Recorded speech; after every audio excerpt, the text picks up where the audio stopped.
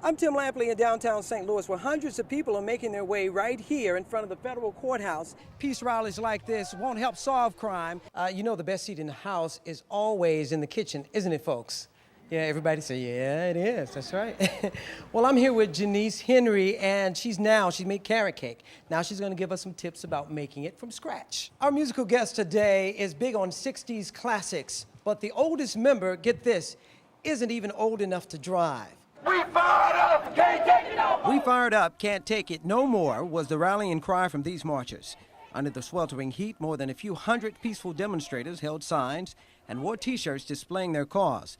Go back to your neighborhood, come up with a solution, stop watching the crime happen, stop allowing it to happen without saying something. I know the police can't be everywhere at every second, but when we know what's going on in our community, we got to take back our community. This tragedy only fuels my hunger for change. And we want to again say, be prepared, answer the call, let's go forth. Right, what happened to Trayvon or the other people that are going through circumstances like this, and I just think we need to come together as a people, like as a human race, and show people that we're not going to take this. 80-year-old Dr. Lee Blount says he's seen injustice too many times, and after years of protesting, decided he would march no longer, until President Obama nearly brought him to tears while speaking on the Trayvon Martin case. But I came just because of what the president said. I said, I'm going to come one more time. I had said before, I was on Highway 70 laying down when we closed Highway 70. For what? Well, for not having black workers on the federal highway. More than 100 cities across the country are holding demonstrations just like this one, bringing together a cross-section of people. And organizers tell me they may have lost the battle, but the war has just begun. I'm Tim Lampley reporting for STL TV. At a glance, you would never know 41-year-old Sagan Dressler was hooked on heroin for 23 years. What were you like before the addiction? I was real active in sports. I was big in swimming and was on a softball team in high school. Spent a lot of time with my family. My sisters were my best friends growing up. Sagan grew up in a two-parent home in Chesterfield, Missouri. She became strung out on drugs trying to escape the memory of a traumatic incident. At 21, she was raped. Afraid and ashamed to tell anyone, she found comfort in heroin. I had a friend that was experimenting with it at the time, and she had stopped by my apartment, and I just tried it on a whim, and it made everything go away. Like an unrelenting tornado, heroin shattered the life she once knew, tearing apart everything she valued. It's affected every relationship. I've lost so many friends. I quit showing up for, parties, events, because it was just so much more important to get high. Sagan's never-ending search for the euphoric high she got with heroin led to a new low, an arrest and conviction for armed robbery. I ended up in a car with two people. I was on my way to the city to get some heroin, and they stopped and robbed a restaurant, and I ended up giving a 12-year prison sentence, and I did 5 years on it.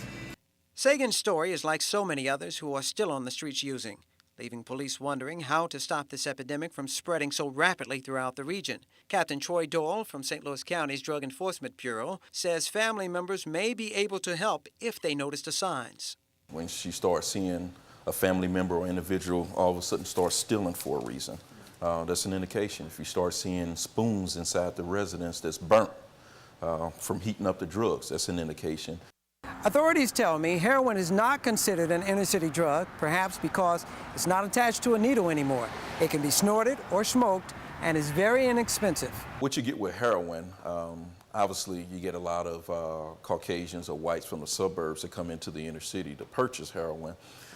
And ultimately sometimes overdose depending on the purity level that they get. No stumping in Air Force Ones tonight. It's after 5 and this lavish affair's attire is completely black tie. To keep the ball rolling, the evening's master of ceremonies is St. Louis's own comedian Darius Bradford. What do you have planned for tonight? Well, I have a few tricks. I'm going to take you back and I'm going to address the economy and let you know what you can do to adjust. You're going to keep the room light. I'm going to keep the room light. Was that a pun? Wait a minute. I'm going to keep the room light. You tricky light-skinned brothers still going, throwing them in there. The local press quickly got in gear when St. Louis Rams star running back Steven Jackson appeared, fresh off the heels of his 10,000-yard milestone. Steven says how excited he is to be part of such a rewarding event.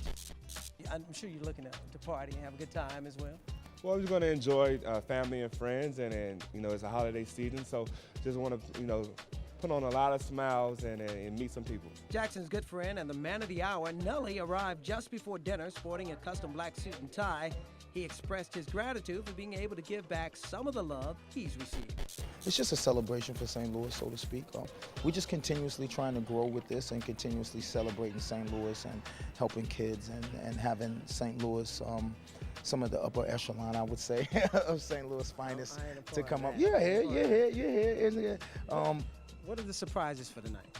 Well, then it wouldn't be a surprise. You know what I'm saying? Then it wouldn't be a surprise. Just a little bit. A little bit of something. Well, you know, as with any black and white ball, I probably after a few drinks, somehow I always wind up managing to. Nelly also surprised everyone by visiting each dinner table, thanking people for their support. Well, now that the scholarships have been handed out and dinner is over, a whole new crowd seems to be making its way into the ball.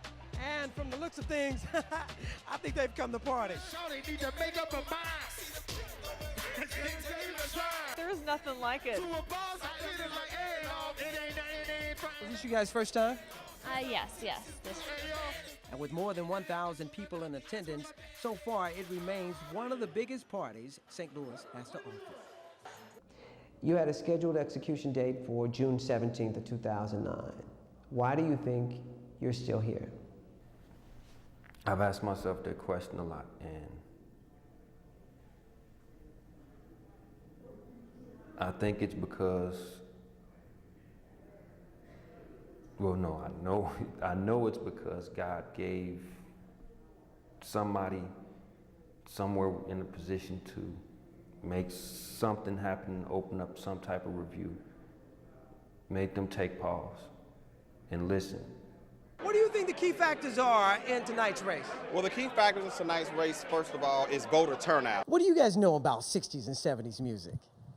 We just love to play it. This gentleman entertained us a little bit before the show. And most comedians have multiple jokes to tell. He had just one. But he knocked him dead. You came on after there were a number of established stars already working with the show. Right. Any backlash there? No, you know, I think people were apprehensive. I think we're all a little, no one likes a lot of change. I'm Tim Lamplick, and we'll see you next time here on STL TV Live.